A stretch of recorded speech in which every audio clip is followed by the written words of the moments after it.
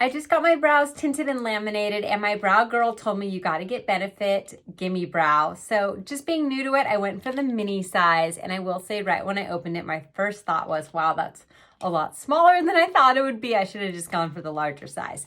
However, let's check it out. So I did number 5, which is a darker color. This is the little travel size. It's so cute. Just feels really tiny. Okay, there's this little tiny wand right there.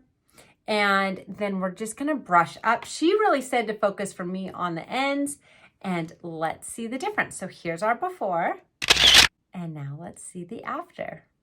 I started by brushing everything upwards, and then I used my finger to bring it down a little more, almost to 45 degrees, and then a little less. Okay, here's the after. I really don't do just that straight up look. It's a little too fuzzy caterpillar for me, although maybe it's what I should be doing, but I like it kind of where I do brush it down a little bit, and I think you can see the difference. So this is a great product, and I'm excited to use it, and then I'll go and get the bigger size.